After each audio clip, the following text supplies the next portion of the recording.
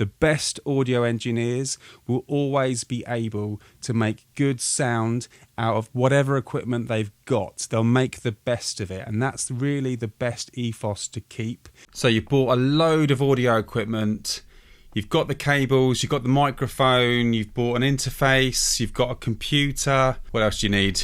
You've got yourself to record, maybe an instrument. How do you put it all together to get sound coming out of your speakers or your headphones? I'm going to quickly show you how to do this. So hi everyone, it's Martin from Meyer Street Records, in case you're new. And yeah, the question today is, how do you make sound go from your microphone and put it into your speakers so you can hear it? Now, I'm a music producer in England, and I have been making music as a musician and for other people and recording other people and mixing for a long time. The one thing I want to get from that to you is that it does take time to perfect being an audio engineer, being a musician even. So don't beat yourself up if you're starting out. It does take time. And yes, let's be honest, when you go onto YouTube or you go on a course or something to do with audio or video, for example, everyone seems to know everything, but believe me, no one is born that way. It takes time. You need to dedicate a little bit of that to perfect the art and also to get experience. You know, you might think, oh, it's going to take me forever, but honestly, after a couple of years of recording, running through sessions, listening to musicians record, or just listening back to your own stuff, you'll begin to realize that it's actually quite a good thing to have the experience, because you'll know what to do in any given situation. You might also get to meet other people along the way, and from that you'll end up having other people to get information from in case you didn't know the answer for a particular recording project.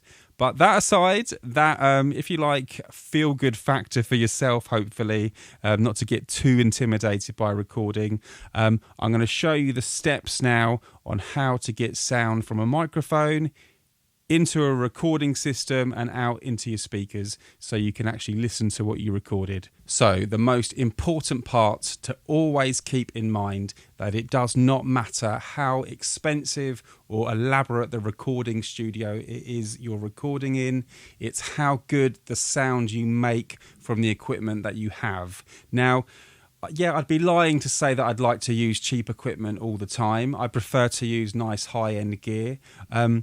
But that's not really the point, is it? Let's be honest, because everyone has a different budget. And honestly, great results can happen at really expensive equipment, but also bad results can also come out from using very expensive equipment. The best audio engineers will always be able to make good sound out of whatever equipment they've got. They'll make the best of it, and that's really the best ethos to keep. Never ever feel, oh, I can't work in this place because I haven't got a £10,000 microphone, etc. I think you're really just kidding yourself, and you're not really up to what you really need to do as an audio engineer, because you are engineering the sound recording. But that's a massive topic. So anyway, let's dive into recording. Okay, so first of all, you're gonna need a cable. Now, the microphone cables are XLR cables. That's how they're traditionally used anyway. So we're going to go with the analog feel for this video. Now, the XLR cable looks like this. And as you can see, it has 3 pins. That holds audio, and also it deals with some of the noise parts of it as well. But in a basic sense, this is the microphone cable. And you would use the female end to plug into your microphone. So you're outputting from your microphone into the female end of the XLR cable, and you're going to send an audio signal through that cable. Okay, so we're not done yet. The next part is actually making sure that audio signal, or in fact, think of it more as now an electrical signal going down the cable, it's going to need a bit more of a boost. There are technicalities for this, but I won't bog you with that. At this point, we'd plug into what we call a microphone preamp. Now, a microphone preamp does exactly what it says on the tin. Sorry, bad pun. But yes, that's what it does do. It adds amplification to a microphone. Okay, so when the signal comes down, it may not be quite loud enough to get to a good audible level. So we use the microphone preamp to boost the signal to get a great sound. As you can see, I use a Neve 1073 mic pre. There are many of them. I've got many others here in the studio. That's just the one I'm using for this example.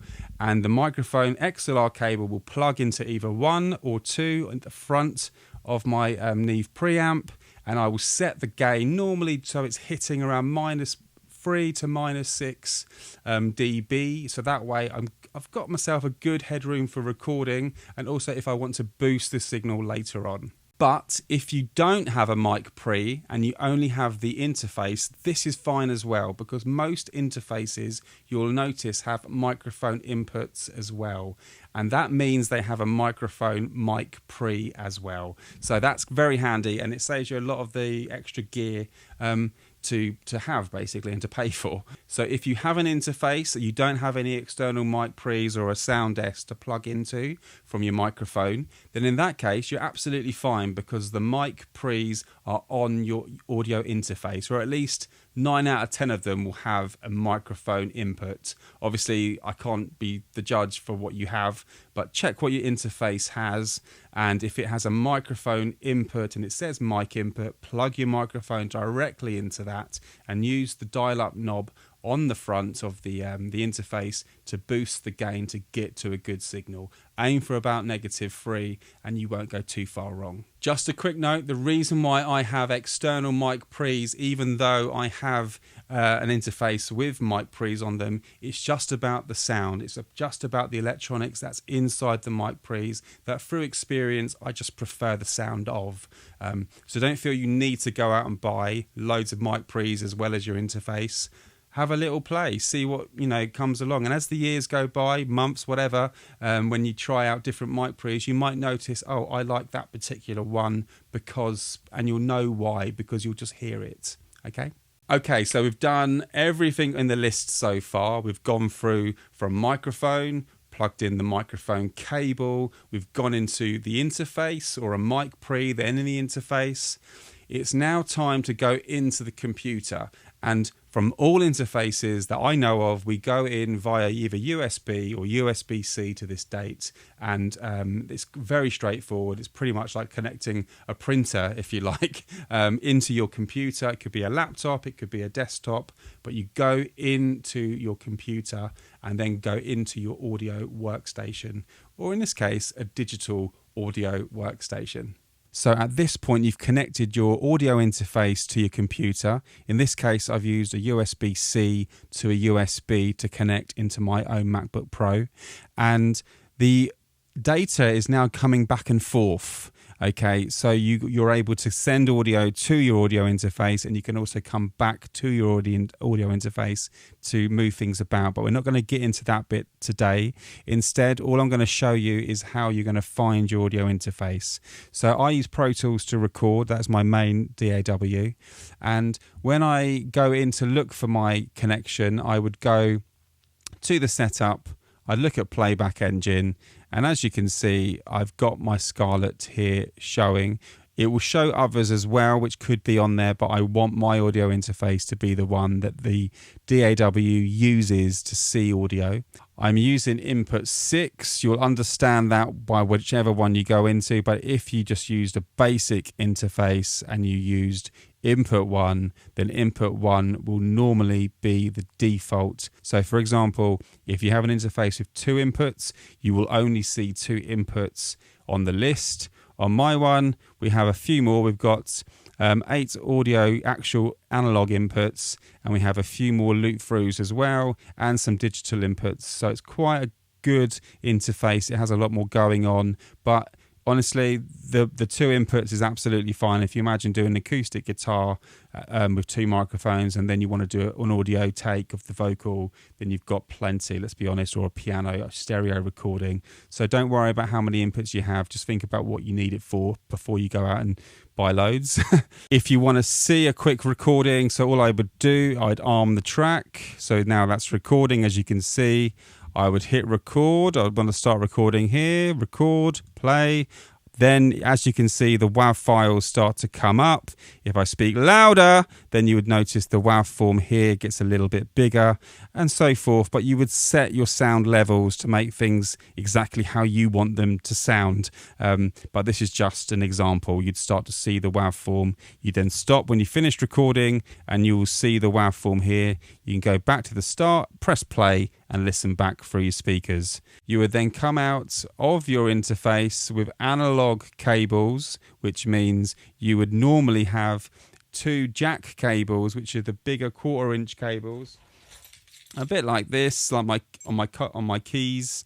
Okay, I don't know if you can see that one, and it comes out of your audio interface directly into your speakers, and the sound will come out. But obviously revert to your user manual for your own given or chosen audio interface to know exactly what your default is. But usually on the back of the interface, it will say output left and right, and normally that's 1 and 2. So there we go. So that is the basic overview of how you get the sound from, say, the voice into the computer using some professional audio equipment.